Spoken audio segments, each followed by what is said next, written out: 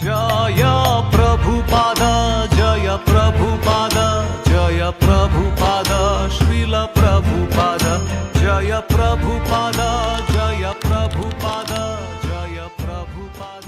ശ്രീല പ്രഭുപാദിന്റെ ശിഷ്യനായിട്ടുള്ള ഹരിശൗരി പ്രഭു എഴുതിയ ബുക്കിൽ നിന്നുള്ളതാണ്. ബാക്ക് ടു വൃന്ദാവൻ എന്ന് പറഞ്ഞ ബുക്ക്. അപ്പം അതിൽ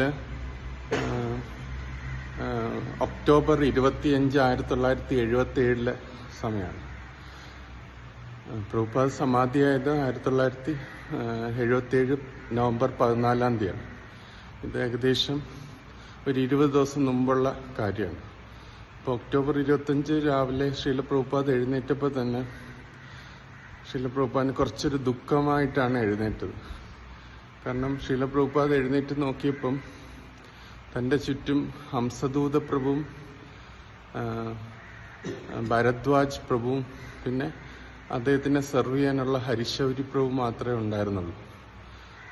അപ്പം എല്ലാവരും എവിടെ പോയി എന്ന് ചോദിച്ചു ഹരിശൗരി പ്രഭുവിനോട്. അപ്പം മിക്ക GBCസും തിരിച്ചു പോയി എന്നിങ്ങനെ പ്രഭുപാദിനോട് പറഞ്ഞു. അപ്പോൾ പ്രഭുപാദ് എല്ലാവരും കൂടെ അല്ലേ എല്ലാവർക്കും കീർത്തനം ചെയ്യണ്ടേ എന്നിങ്ങനെ ചോദിച്ചു. അപ്പം ഹരിശൗരി പ്രഭു പറഞ്ഞു, പ്രഭുപാദ് ഞാൻ കീർത്തനം ചെയ്യാം, ഭരദ്വാജും ഇനിയും ബാക്കിയുള്ള പുറത്തുള്ള ഡിവോട്ടീസൊക്കെ വരും, അപ്പോൾ എല്ലാം ഒരുമിച്ച് കീർത്തനം ചെയ്യാം.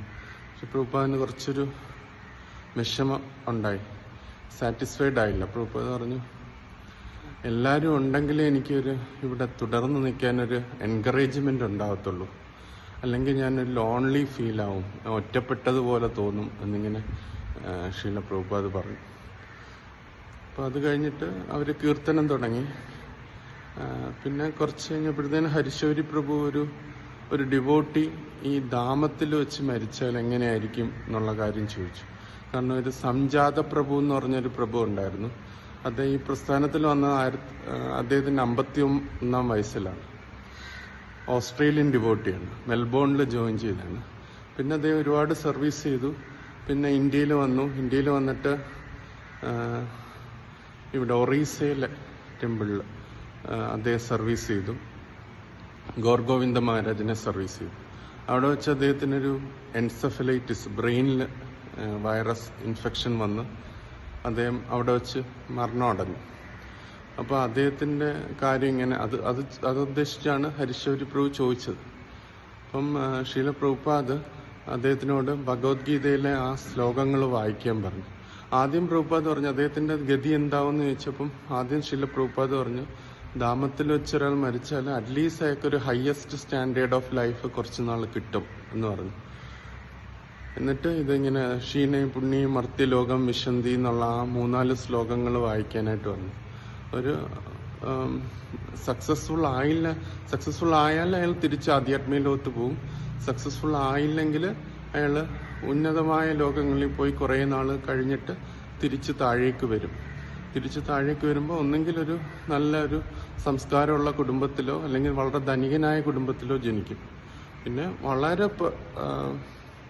പരിപൂർണതയുടെ അടുത്തെത്തുന്നൊരു വ്യക്തി ആധ്യാത്മിക വ്യക്തിത്വങ്ങൾ ഉള്ള ആ കുടുംബത്തിൽ വന്ന് ജനിക്കും എന്ന് പറഞ്ഞു. എന്നിട്ട് അവരവിടെ നിന്ന് പെർഫെക്റ്റ് ആയിട്ട് തിരിച്ചു പോകും എന്ന് പറഞ്ഞു.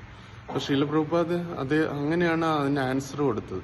പ്രഭുപാദ് പറഞ്ഞു, ഇദ്ദേഹം തിരിച്ചു പോയില്ല എന്നല്ല പറഞ്ഞ്, ധാമത്തിൽ വെച്ച് ഇങ്ങനെ ഭക്തൻ മരിച്ചു കഴിഞ്ഞാൽ ഇങ്ങനെയാണ് സംഭവിക്കുന്നത് എന്നുള്ള കാര്യം ഇങ്ങനെ പറഞ്ഞു. അത് കഴിഞ്ഞിട്ട് പിന്നെ ആ സമയത്ത് മകർധ്വജ എന്ന് പറഞ്ഞ ആയുർവേദ മെഡിസിൻ കൊണ്ടുവന്നിരുന്നു. അത് 21 ദിവസം കഴിക്കാനായിട്ടാണ് കൊണ്ടുവന്നത്. രാവിലെയും വൈകിട്ടുമായിട്ട് 21 തേൻ്റെ കൂടെ കഴിക്കാനായിട്ട് കൊണ്ടുവന്നു. പക്ഷെ അതിൻ്റെ കാര്യങ്ങളൊക്കെ ഡിസ്കസ് ചെയ്തപ്പോഴും പ്രഭുപാദ് വീണ്ടും തിരിച്ചിങ്ങനെ വന്നു. എല്ലാ ഡിവോട്ടീസും ഇത് പോയല്ലോ എന്നുള്ളൊരിത് ഇങ്ങനെ പ്രഭുപാദ് ഇങ്ങനെ പറഞ്ഞു. പ്രഭുപാദ് ആദ്യം പറഞ്ഞത് എല്ലാവരും വരട്ടെ എന്നാണ് പറഞ്ഞത്. അപ്പോൾ തമാൽ കൃഷ്ണ മഹാരാജും മറ്റുള്ളവരൊക്കെ പറഞ്ഞു, അത്രയും അവിടുന്ന് വന്നു കഴിഞ്ഞാൽ ഒരുപാട് പണച്ചെലവുണ്ട്. അത്രയും പല പല രാജ്യങ്ങളിൽ നിന്ന് മായപ്പൂര് വരുന്നതിന് ഒരുപാട് പണച്ചെലവുണ്ട്. അപ്പോൾ പ്രഭുപാദ് തിരിച്ചു ചോദിച്ചത്, ഭക്ഷണം കഴിക്കാനും പണം വേണമല്ലോ എന്നുള്ളതാണ് പ്രഭുപാദ് തിരിച്ചു ചോദിച്ചത്. അപ്പം പ്രഭുപാദിന് എല്ലാം നിർത്തി എല്ലാവരും അവിടെ വരണം എന്നുള്ളൊരിത് ഉണ്ടായിരുന്നു, എല്ലാം ചുറ്റും ഉണ്ടായിരുന്നു. അത് കഴിഞ്ഞിട്ട് പ്രഭുപാദ് വൈകുന്നേരം ആയപ്പോഴത്തേന് പറഞ്ഞു, ഏകദേശം രാത്രി ആയപ്പോഴത്തേന് പറഞ്ഞു, എനിക്ക് അതുവരെ പരിക്രമം ഉണ്ടായിരുന്നു, അത് നിർത്തിയായിരുന്നു. പ്രഭുപാദ് ബെഡിൽ തന്നെയായിരുന്നു. അപ്പം എനിക്ക് കൃഷ്ണബലരാമന്റെ ചുറ്റും പരിക്രമം ചെയ്യണം എന്ന് പറഞ്ഞു. അവിടെ 3 വട്ടം എങ്കിലും പരിക്രമം ചെയ്യണം എന്ന് പറഞ്ഞു. അപ്പോൾ പ്രഭുപാദ് പറഞ്ഞു, ഞാൻ ഒരു ഫ്ലൈറ്റിലോ ട്രെയിനിലോ പോയി അതിൻ്റെ കുലുക്കം കൊണ്ട് ഞാൻ ശരീരം ഉപേക്ഷിച്ചാൽ അതിനേക്കാട്ടിൽ എത്രയോ നല്ലതാണ് ഇങ്ങനെ പരിക്രമം ചെയ്തിട്ട് പോകുന്നത് എന്ന് പറഞ്ഞു. മായാപ്പൂര് പോകാനൊരു പ്ലാൻ ഉണ്ടായിരുന്നു. പിന്നെ പ്രഭുപാദ് അന്ന് തന്നെ പറഞ്ഞു, അത് പോകുന്നില്ല, നമുക്ക് ഒരു ബോൾഡ് ഡിസിഷൻ എടുക്കാം, പക്ഷെ അൺനെസസറി ബോൾഡ്നെസ് പാടില്ല എന്ന് പറഞ്ഞു. നമ്മുടെ ഇതാവുന്ന ഒരു ബോൾഡായിട്ടൊക്കെ എടുക്കാം, പക്ഷെ അൺനെസസറി ആയിട്ട് നമ്മൾ നമ്മുടെ ഇതിനെ നഷ്ടപ്പെടുത്തി ചെയ്യരുത്. എന്നിട്ട് പ്രഭുപാദ് പറഞ്ഞു, ഇത് ഓക്കെയാണ്, ഈ പരിക്രമം ഓക്കെയാണ് എന്ന് പറഞ്ഞു.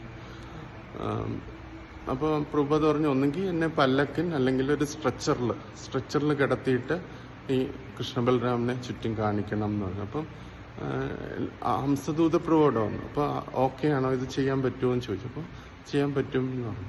പിന്നെ ഹംസദൂത് പറഞ്ഞു, അങ്ങനെ അങ്ങേ എല്ലാവർക്കും കാണാൻ പറ്റും എന്നിങ്ങനെ പറഞ്ഞു. അപ്പോൾ പ്രഭുപാദ് അതിൽ സാറ്റിസ്ഫൈഡ്. അതിൽ ഹരീശ്വരി പ്രഭു പറഞ്ഞു തരുന്ന ഒരു മെയിൻ ഇമ്പോർട്ടൻറ്റ് പോയിന്റ് എന്ന് പറഞ്ഞാൽ, പ്രഭുപാദിന്റെ ടീച്ചിങ്സ് ഉണ്ട്, അതേപോലെ വ്യക്തിയായ പ്രഭുപാദും ഉണ്ട്. നമ്മൾ ചിലപ്പോൾ ടീച്ചിങ്സിനെ എടുത്തിട്ട് ആ വ്യക്തിയെ അവഗണിക്കും എന്നുള്ളൊരു സിറ്റുവേഷൻ ചിലപ്പോൾ വരാം. അവരുടെ നിന്നെല്ലാം നല്ലതെടുത്തിട്ട് ആ വ്യക്തിയെ അവഗണിക്കും. അങ്ങനെ ചെയ്യാൻ പാടില്ല എന്നുള്ള കാര്യം പ്രഭുപാദ് ശിഷ്യന്മാർക്ക് മനസ്സിലാക്കി കൊടുക്കുക ചെയ്തു. ഏറ്റവും പ്രധാനം എന്ന് പറഞ്ഞാൽ ആ നന്ദിയാണ്, ഗ്രാറ്റിറ്റ്യൂഡാണ് എന്നുള്ളത് പ്രഭുപാദ് അവർക്ക് കാണിച്ചു കൊടുക്കുക ചെയ്തു. അപ്പം അവർ അവിടെ പ്രഭുപാദിന്റെ കൂടെ തന്നെ ഉണ്ടാവണം എന്നുള്ളത്.